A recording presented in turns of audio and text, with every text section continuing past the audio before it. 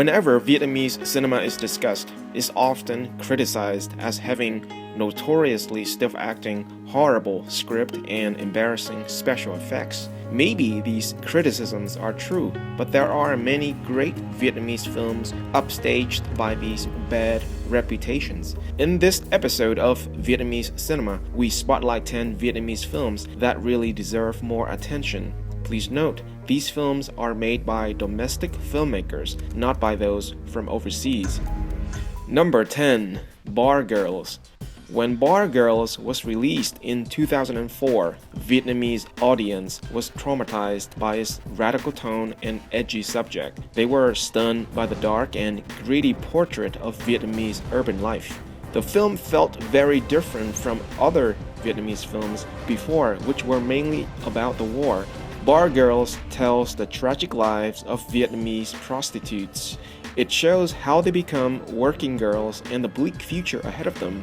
It deals openly with rape, sexual transmitted diseases, drugs, and crimes. The unpolished cinematography gives it a grimy look and feels as if the filmmakers went all Dogma 95. The most surprising thing is Vietnamese authority, known to be very strict, allowed the film to be shown, at the time making it a breakthrough. Number 9. Don't Be Afraid. Artsy, moody, avant-garde, and perverted are some of the words to describe this film. Don't Be Afraid is about the transformation of the traditional Vietnamese family structure in modern society. The grandfather is the patriarch, trying to keep the family together as they experience alienation and existential crises. The film is peppered with kinky, explicit perversions, including a scene with an ice cube. If you're looking for a traditional narrative, then go somewhere else. Its languid pacing underlines the fragility of the family unit in Vietnam during changing time. Time can change everything, including familial values. However, the film does not make up its mind for us. Whether this change is good or bad is up to the audience. Number 8. Nostalgia for the Countryside. The previous film is about how modern society changes the Vietnamese family and relationship in the city. With Nostalgia for the Countryside, we see how that affects the people in rural areas.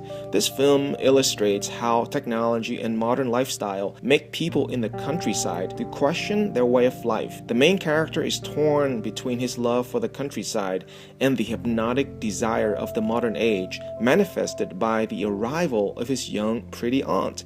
The acting of the young actors in the film are exemplary, and the ending is poignant and sad. Written and directed by Dang Nhạc Minh, the foremost native Vietnamese film director. Like Ozu, his body of work is very Vietnamese, but the themes they deal with are universal, anyone can relate to. Nostalgia for the Countryside is classically romantic, idealistic, and sentimental. Think of it as Vietnam's Days of Heaven. Number 7. Story of Pao. This was Vietnam's official entry into the 2007 Academy Award for Best Foreign Language Film. Story of Pao takes place in the Hmong village of northwestern Vietnam. It focuses on a young girl named Pao who goes on a journey searching for her birth mother. The cinematography in the film is gorgeous, including majestic mountain ranges, fog-covered rivers, and beautiful tourist rice fields. It stars one of the most beautiful Vietnamese actresses, Do Thi Hai Yên. Her subdued but moving performance gives the character a full arc, going from being a very shy village girl to a strong-willed, forgiving woman. Yên is a very dedicated actress who immerses herself into the role by spending time with the ethnic people to learn their way of life and language. Check out her other films such as Big Father, Little Father, Floating Lives, The Quiet American, and The Vertical Rays of the Sun. Number 6. The Travelling Circus. In the late 80s, Vietnam entered into a market economy which helped plant the seed for capitalism. The loud gongs heard at the start of the Travelling Circus is a wake-up call for all Vietnamese to be cautious of what is to come. The corruption of materialism, greed, superficiality, and illusion. A beautiful and moving black and white film, provocatively shot with amazing visuals and cogent composition, directed by the great Viet Lin, who also wrote I See Yellow Flowers on Green Grass.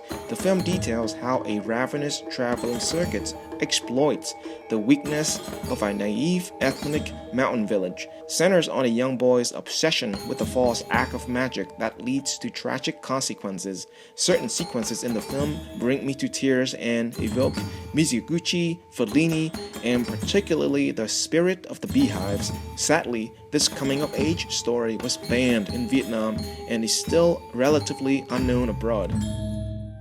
In the next two films, we are diving into controversy because these two films are propaganda films by the communist government in Vietnam.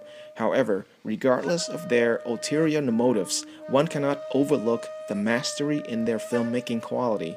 Number 5. The Abandoned Fields. The Abandoned Fields is a film in the tradition of socialist realism made after the war to commemorate the heroic sacrifices of the people that helped win the war for the North. The story is about a Viet Cong family's daily life and how that's affected by their involvement in the war. It's very well written, especially when it focuses on the hardship of having a family and being Viet Cong guerrillas.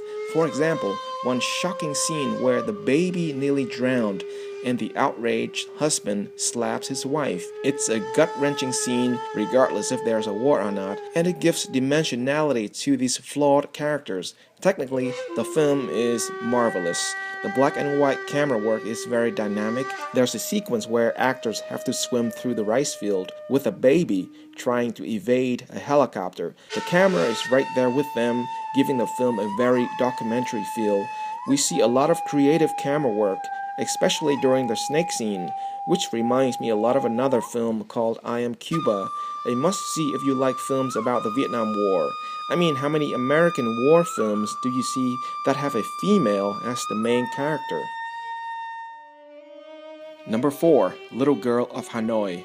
Near the end of the Vietnam War, the United States and the governments of South and North Vietnam were all exhausted.